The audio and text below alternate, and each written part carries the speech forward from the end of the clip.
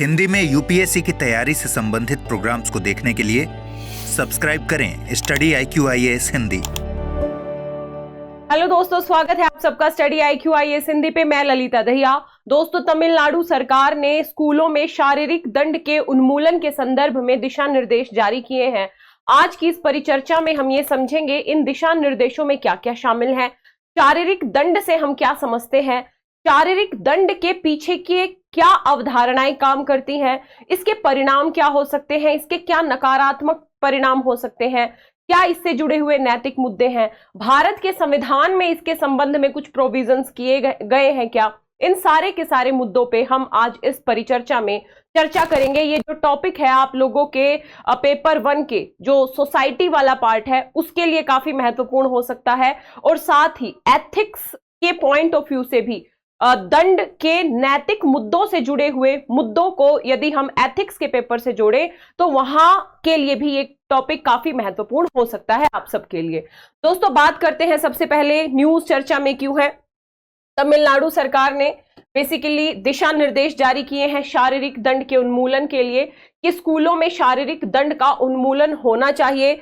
इसके लिए उन्होंने इसके क्रियान्वयन के लिए जो राष्ट्रीय बाल अधिकार संरक्षण आयोग है, जो बच्चों के संरक्षण के लिए बना है राष्ट्रीय बाल अधिकार संरक्षण आयोग, इसके दिशा निर्देशों से हितधारकों को परिचित कराने के लिए जागरूकता शिविर आयोजित करना शामिल है। यानी जागरूकता शिविर आयोजित किए जाएंगे ताकि सभी हितधारकों को जो दंड है, एक तरीके से शारीरिक दंड है, उसके नकारात्मक परिणामों के बारे में बताया जा सके, उनको जागरूक किया जा सके। इसके साथ ही एक तरीके से शारीरिक दंड से संबंधित किसी भी शिकायत के तुरंत समाधान की बात की गई है कि यदि ऐसी कोई भी शिकायत आती है तो उसका शीघ्रतम समाधान करने की दिशा में प्रयास किए जाएंगे। साथ ही मैं आप लोगों को बता दूं, एक निगरानी समिति बनाने की बात की गई है, और इस निगरानी समिति में जो स्कूल प्रमुख हैं वो शामिल होंगे, जो पेरेंट्स हैं यानी अभिभावक हैं वो उनको शामिल किया जाएगा, शिक्षकों को शामिल किया जाएगा, यहां तक कि वरिष्ठ छात्रों को भी शामिल किया जाएगा, ताकि ये देखा जा सके कि स्कूलों में किसी भी प्रकार की शारीरिक दंडात्मक व्यवस्था लागू तो नहीं है। ध्यान रखिएगा, इस तरीके के शारीरिक दंडों के माध्यम से काफी सारे ऐसे केसेस भी हमें देखने को मिले जब किसी बच्चे का अंग भंग भी हो गया, किसी की आंख चली गई, किसी के सुनने की क्षमता चली गई, है ना। ध्यान रखिएगा, किसी के बेसिकली हाथ में फ्रैक्चर आ गया। इस तरीके की तमाम न्यूज हम आए दिन अखबारों में हमें सुनने को मिलती है। तो क्या कुछ होना चाहिए उसके सॉल्यूशन के तौर पे? सबसे पहले हम समझते हैं कि शारीरिक दंड होता क्या है। तो ध्यान रखिएगा दोस्तों, सुधारात्मक रूप में एक बच्चे के खिलाफ शारीरिक बल का उपयोग करना, शारीरिक बल का उपयोग करके बच्चे का सुधारात्मक कार्य करने के लिए इसका शारीरिक दंड का प्रयोग किया जाता है। शिक्षक अपने छात्रों को अनुशासित करने में जब असमर्थ होते हैं तो वो शारीरिक हमले का सहारा लेते हैं और उसे वो सही ठहरा देते हैं कि हम तो बच्चे के अनुशासन को बढ़ावा देने के लिए इस तरीके के हथकंडों को अपना रहे हैं। लेकिन इसके नकारात्मक परिणामों पे जब हम चर्चा करेंगे तो हम देखेंगे कि इसके क्या क्या नकारात्मक परिणाम हमें देखने को मिलते हैं। स्कूलों में बच्चों को शारीरिक दंड आमतौर पे दिया जाता है, यहां तक कि जहां जहां बच्चे हैं, जैसे छात्रावास, अनाथालय, जो किशोर गृह है, यहां तक पारिवारिक सेटिंग्स में भी, परिवारों में भी हम आमतौर पर अभिभावकों के द्वारा हिंसक तरीके से बच्चों के साथ पेश आने को देख सकते हैं। यानी कि बच्चों के साथ शारीरिक दंड की अवधारणा हम एक परिवार की परिधि के अंदर भी देख सकते हैं। ध्यान रखिएगा। तो ऐसे बच्चों के मनोविज्ञान पे, मानसिक विकास पे बहुत ही नकारात्मक असर पड़ता है, इसमें कोई शक नहीं है। अब यदि हम भारतीय कानून के अनुसार देखें तो ध्यान रखिएगा, भारतीय कानून में बच्चों को शारीरिक दंड की कोई वैधानिक व्याख्या नहीं की गई है, कोई वैधानिक परिभाषा नहीं दी गई है। लेकिन जो RTE एक्ट है यानी राइट टू एजुकेशन एक्ट है, इस राइट टू एजुकेशन एक्ट 2009 के प्रावधानों को ध्यान में रखते हुए शारीरिक दंड को शारीरिक दंड, मानसिक उत्पीड़न और भेदभाव के तौर पे वर्गीकृत किया जा सकता है। यानी कि शारीरिक दंड की मनाही की बात इस RTE एक्ट 2009 में की गई है।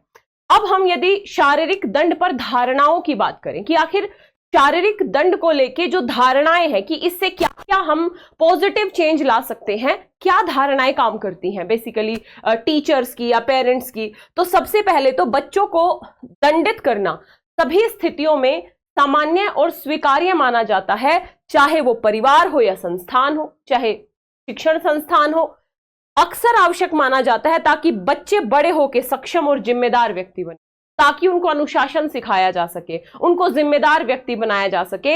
एक ये धारणा काम करती है शारीरिक दंड के पीछे। यदि और बात करें तो शिक्षकों और अभिभावकों द्वारा इसका व्यापक तौर पे बेसिकली उपयोग किया जाता है, जबकि हानिकारक दुष्प्रभावों से जो शिक्षक गण हैं और अभिभावक हैं वो अनभिज्ञ हैं। यानी कहीं ना कहीं जागरूक करने की जरूरत है, इसके दुष्प्रभावों को बताने की जरूरत है, और इसके पॉजिटिव इंपैक्ट के आधार पे जो वो दंड देते हैं उन अवधारणा को दूर करने की बात है कि भाई इसका पॉजिटिव इंपैक्ट नहीं पड़ेगा, बल्कि बच्चे के मानसिक और शारीरिक एक तरीके से जो कौशल है उसके ऊपर नकारात्मक असर पड़ सकता है इस प्रकार के दंडों का। अगला मुद्दा है, सामान्यतः ये मान लिया जाता है कि जिसकी देखभाल में बच्चा है अब उसकी जिम्मेदारी है, वो उसको प्यार से पढ़ाए, वो उसको मार के पढ़ाए, बस उसको सुधारने की जिम्मेदारी है। तो सुधार मार से संभव नहीं हो सकती है, वर्तमान अवधारणा यही कहती है। अगला मुद्दा है, बच्चे के कब्जे वाले सभी संस्थानों में मौजूद व्यापक हिंसा के आलोक में इस धारणा की समीक्षा की जानी चाहिए कि क्या शारीरिक दंड के पीछे जो अवधारणा काम कर रही है वो सही है। क्या शारीरिक दंड से वास्तव में जो बच्चा है वो जिम्मेदार नागरिक बन सकेगा, क्या वो अनुशासन में रह सकेगा। इन अवधारणाओं के ऊपर विशेष तौर पे जागरूकता फैलाने की जरूरत है। अब हम बात करते हैं परिणाम की, क्या परिणाम हो सकते हैं इस प्रकार की अवधारणाओं के। सबसे पहले इसका प्रभाव पड़ता है बच्चे के विकास पर। ध्यान रखिएगा, स्कूल में किसी भी प्रकार की जो सजा होती है, विशेष तौर पे शारीरिक दंड की यदि हम बात करें, बच्चों की पूर्ण क्षमता के विकास में बाधक होती है।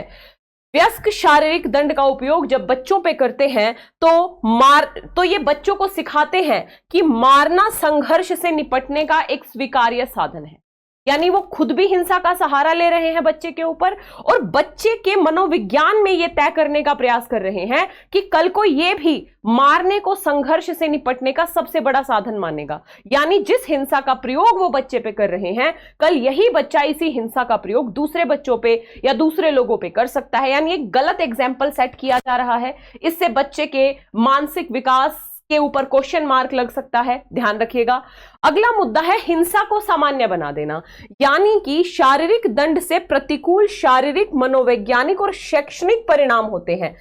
आक्रामक और विनाशकारी व्यवहार में वृद्धि होती है। जिस बच्चे को बड़े स्तर पे शारीरिक दंड दिया जाए, सबके सामने शारीरिक दंड दिया जाए, तो ऐसा बच्चा आक्रामक व्यवहार करेगा। एक तरीके से आक्रामक व्यवहार के साथ साथ हम विनाशकारी व्यवहार में भी वृद्धि देख सकते हैं। सजा का जो शिकार बच्चा है वो अपने साथियों, अपने भाई बहनों के प्रति आक्रामकता दिखाएगा, और वो इसे गलत भी नहीं मानेगा। यानी आपने उसके दिमाग में ये फिक्स कर दिया कि मारना तो सही दिशा की तरफ बढ़ने का एक तरीका है, तो ऐसे में हिंसा को वो बिल्कुल सामान्य मान लेगा कि अगर मैंने किसी को मार दिया तो ये बिल्कुल सामान्य सी बात है। तो हम क्या सिखा रहे हैं अपने बच्चों को, ये समझने की जरूरत है अभिभावकों को और शिक्षकों को। अगला मुद्दा, यदि हम अगले मुद्दों की बात करें तो बहुत सारे इसके नकारात्मक परिणाम है। स्कूल में खराब उपलब्धि, मारने से वो उसके पढ़ने की दशा और दिशा नहीं बदल जाएगी, तो स्कूल में खराब उपलब्धि, कम ध्यान, वो कम केंद्रित हो पाएगा अपनी पढ़ाई पे, ड्रॉप आउट रेट में वृद्धि हो जाएगी। ध्यान रखिएगा, यदि शारीरिक दंड स्कूलों में ज्यादा होगा तो बच्चे स्कूल आना छोड़ देंगे, स्कूल से परहेज करने लगेंगे, स्कूल से डरने लगेंगे। आत्मसम्मान को जब उनके चोट पहुंचेगी तो कहीं ना कहीं चिंता, अवसाद, आत्महत्या जैसी प्रवृत्तियां बढ़ सकती हैं, ध्यान रखिएगा। या शिक्षकों के प्रति प्रतिशोध जैसी अवधारणाएं बढ़ सकती हैं। ऑल ओवर यदि हम शारीरिक दंड के परिणामों की बात करें तो इसके सकारात्मक परिणाम हमें नहीं दिखाई देते, बल्कि भर भर के इसके नकारात्मक परिणाम हमारे सामने हैं। तो ऐसे में समझना यह है कि इन परिणामों के यदि हम नैतिक मुद्दों की बात करें, जैसा कि मैंने आपको क्लास की शुरुआत में बताया कि एथिक्स से जुड़ के ये क्वेश्चन सीधा पूछा जा सकता है, तो नैतिक मुद्दे क्या हैं भाई? तो पहला नैतिक मुद्दा है शारीरिक मानसिक हानि, जो मैं आपको बता चुकी हूं। चिंता, अवसाद, आत्मसम्मान जब किसी बच्चे का टूटेगा तो वो अवसाद में जाएगा, निश्चित सी बात है। ठीक है, तो ये मानसिक स्वास्थ्य समस्याएं उत्पन्न हो सकती हैं किसी भी बच्चे के समक्ष। हिंसा का कायम रहना, मैं बता चुकी हूं, भेदभाव और असंगत प्रभाव। कई बार स्कूलों में, आज भी ग्रामीण परिवेश के स्कूलों में जाति के आधार पर भेदभाव प्रत्यक्षदर्शी हैं, वो किसी से छुपे नहीं हैं। आप अखबारों की हेडलाइंस में भी देखते होंगे कि जब जाति के आधार पर बच्चों के साथ बिहार, यूपी, झारखंड ऐसे राज्यों के ग्रामीण क्षेत्रों में जब जाति के आधार पर भेदभाव किया जाता है, यदि हिंसा को वैलिड करार दे दिया गया, तो जो उच्च जाति, तथा कथित उच्च जाति का यदि शिक्षक है, तो वो एक जाति आधारित बैर निकालने के लिए क्या कर सकता है? जाति आधारित जो तथा कथित अनुसूचित जाति जनजाति के बच्चे हैं, उनके खिलाफ हिंसा का ज्यादा प्रयोग कर सकता है। आप लोगों ने हाल ही में, हालांकि वो जाति के आधार पे नहीं था, अल्पसंख्यकों के आधार पे था, एक यूपी के एक स्कूल की घटना देखी होगी, जब एक शिक्षक दूसरे बच्चों से किसी अल्पसंख्यक बच्चे के गाल पे चांटे मरवा रहे थे, तो वो दूसरे बच्चों को क्या सिखा रहे थे कि हिंसा करो धर्म के आधार पे। तो यही हिंसा जाति के आधार पे भी हो सकती है, यही हिंसा लिंग के आधार पे भी हो सकती है, यही हिंसा धर्म के आधार पे भी हो सकती है, और साथ ही साथ यही हिंसा हम कह सकते हैं कि धन के आधार पे भी हो सकती है, ठीक है, वर्ग के आधार पे भी हो सकती है। तो ऐसे में भेदभावपूर्ण तरीके से इस प्रकार की हिंसा को लागू किया जा सकता है यदि हम हिंसा की अनुमति दे दे तो। यह भी एक बहुत बड़ा नैतिक मुद्दा है। इसके साथ ही अनुशासनात्मक उपाय के तौर पे अप्रभावशीलता। सामान्य तौर पे यह माना जाता है कि अनुशासनवान बनेगा बच्चा इस तरीके के शारीरिक दंड से, लेकिन इसका कोई प्रूफ नहीं है, इसका कोई एक तरीके से परिणाम नहीं है। ध्यान रखना, अपनी गलतियों से सीखने के बजाय सजा से डरना सिखाया जा सकता है बच्चे को। तो अनुशासनात्मक जो अप्रभावशीलता है, दंड के माध्यम से वही हाथ लगती है। शिक्षा पे तो प्रभाव पड़ेगा ही, ड्रॉप आउट रेट बढ़ जाएंगे, भय का माहौल हो जाएगा किसी भी विद्यार्थी के अंदर, वो स्कूल आना छोड़ देगा। तो कहीं ना कहीं दंड से आप बच्चे की शिक्षा को प्रत्यक्ष तौर पे प्रभावित करवा रहे हो। तो ऐसे में शारीरिक दंड का फेवर नहीं किया जा सकता, ठीक है। तो इसके नकारात्मक परिणाम ही हमें सामान्य तौर पे दिखते हैं। अब आगे बात करें, भारत में क्या स्थिति है भाई शारीरिक दंड के उन्मूलन को लेके, तो ध्यान रखिएगा जो हमारा RTE एक्ट है, राइट टू एजुकेशन, ध्यान रखिएगा 2009 में जो शिक्षा का अधिकार अधिनियम है, उसकी धारा है 17A। इस 17A में स्पष्ट तौर पे कहा गया है कि किसी भी बच्चे को मानसिक उत्पीड़न या शारीरिक दंड देने पे प्रतिबंध लगाया जाएगा। यानी ये धारा 17A प्रतिबंध लगाती है मानसिक उत्पीड़न और शारीरिक तौर पे दंड देने पे। तो पहला मुद्दा है RTE एक्ट की धारा 17A।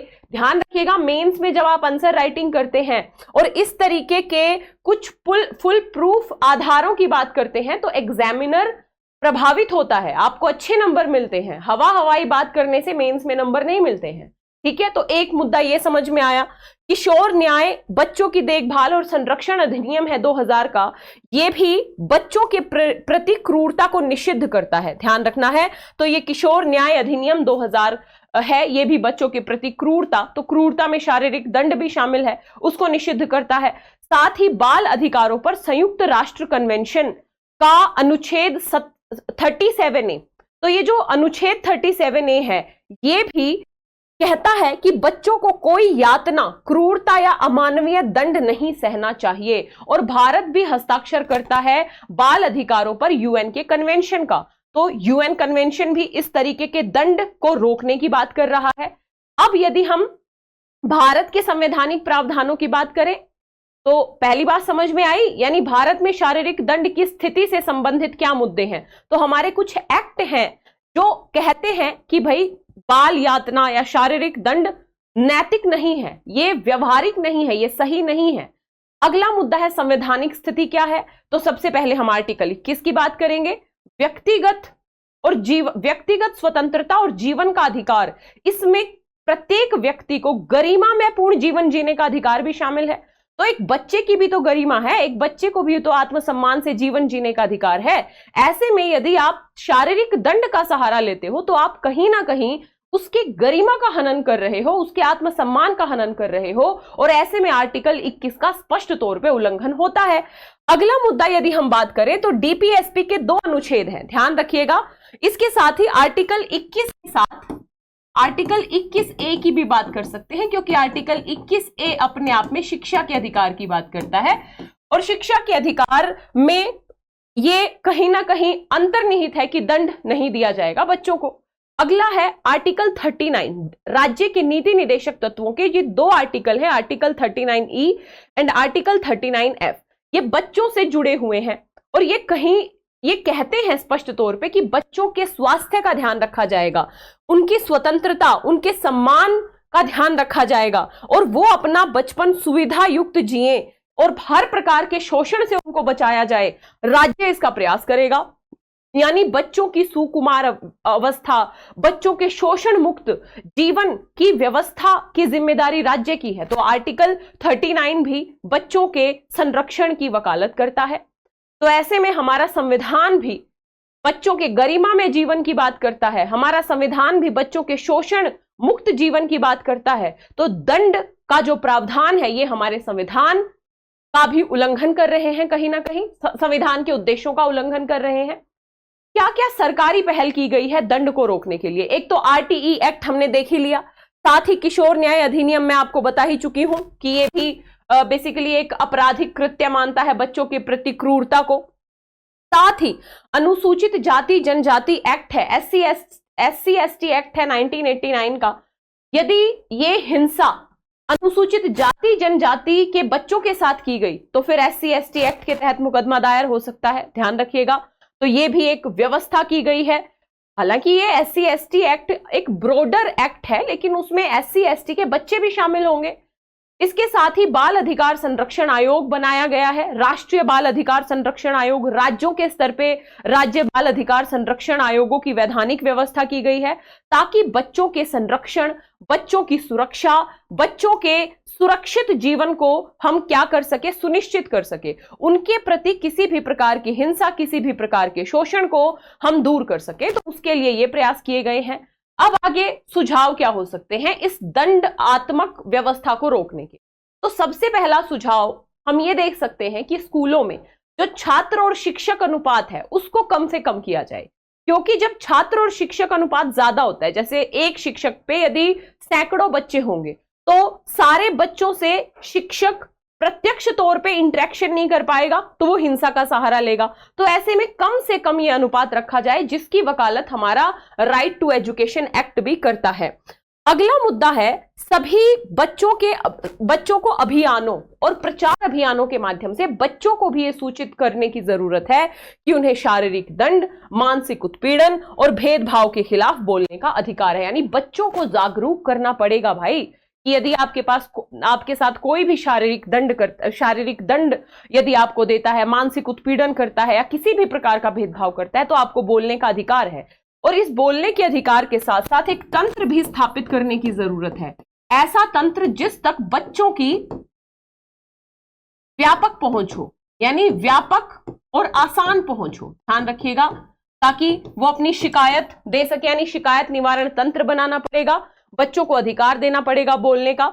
इसके साथ ही हम ये कह सकते हैं शिक्षकों को समय के साथ साथ सकारात्मक तौर पे जुड़ने के लिए कौशल में प्रशिक्षित किया जाना चाहिए। समय समय पे उनकी ट्रेनिंग होनी चाहिए, उनको सिखाया जाना चाहिए कि बच्चों के साथ कैसे डील करना है, बच्चों को एक बेहतर नागरिक कैसे बनाना है। तो ऐसी ट्रेनिंग समय समय पे शिक्षकों की आयोजित होनी चाहिए, जो कि बहुत आवश्यक है। ये बहुत आपको लग रहा होगा कि ठीक है लिखने के लिए लिख दिया, बट ये बहुत व्यवहारिक समाधान है, क्योंकि फाइनली हिंसात्मक रवैया तभी रुकेगा जब शिक्षक ट्रेंड होंगे, जब शिक्षक जागरूक होंगे, जब शिक्षक इस बात को समझेंगे कि दंडात्मक जो एक तरीके से हिंसात्मक जो साधन है उनका कोई सकारात्मक परिणाम ना तो उन्हें मिलने वाला है और ना ही स्टूडेंट्स को मिलने वाला है। तो इसलिए उनकी ट्रेनिंग समय समय पे होना बहुत ज्यादा जरूरी है। साथ ही शिक्षक और प्रशासन का आचरण ऐसा जो समावेशन, देखभाल और पोषण की भावना को बढ़ावा दे, जो सकारात्मक संबंध बना के रखे अपने स्टूडेंट्स के साथ ही अपनी शिकायतें व्यक्त करने के लिए, जो मैं आपको पहले ही बता चुकी हूं,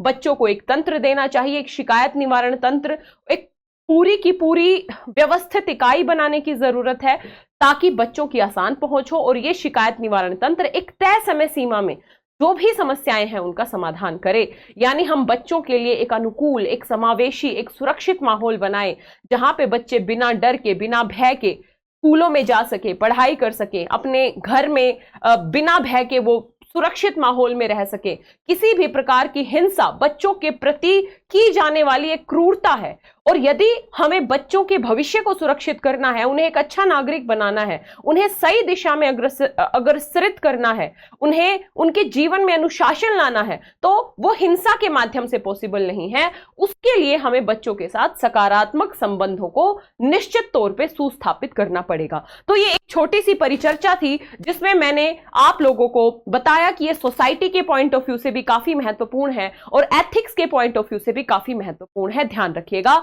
अगर परिचर्चा अच्छी लगी हो तो वीडियो को लाइक जरूर करें, शेयर जरूर करें, कमेंट जरूर करें।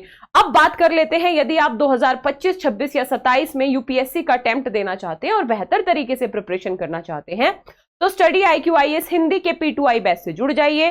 ध्यान रखिएगा 27 मई से क्लासेस शुरू होने वाली है। यदि एडमिशन लेना है तो स्टडी IQ की ऐप या वेबसाइट पे जाइए, या इस वीडियो के डिस्क्रिप्शन में लिंक दिया होगा, उस लिंक पे जाके एडमिशन ले लीजिए।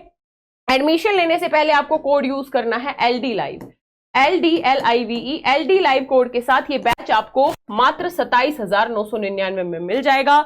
2 साल की वैलिडिटी है, 13 से 14 महीने में पूरा सिलेबस कंप्लीट हो जाएगा। Foundation batch, PT special, main special, interview special, सब कुछ इसमें इंक्लूड है। तो देर किस बात की, फटाफट लिंक पे जाइए, एडमिशन लीजिए और 7 मई से क्लासेस शुरू कर लीजिए।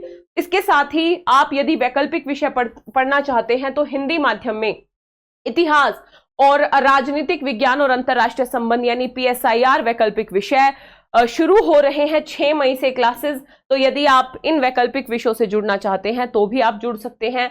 मात्र 14,999 में ये विकल्प आपको मिल जाएंगे। कोड लगा लेना LD Live कोड का प्रयोग करके आप एडमिशन ले सकते हो। साथ ही मेरी क्लासेस से जुड़ने के लिए आप मुझे Telegram channel, Instagram, Facebook page यहाँ पे फॉलो कर सकते हैं। मिलूंगी इसी तरीके की अगली परिचर्चा के साथ। यदि वीडियो अच्छी लगी हो तो वीडियो को लाइक जरूर करें, शेयर जरूर करें, जितना ज्यादा शेयर कर सकते हैं, कमेंट करें। स्वस्थ रहिए, मिलेंगे फिर। जय हिंद, जय Bharat, all the best, thank you so much. Hindi में यूपीएससी की तैयारी से संबंधित प्रोग्राम्स को देखने के लिए सब्सक्राइब करें स्टडी IQ IAS हिंदी।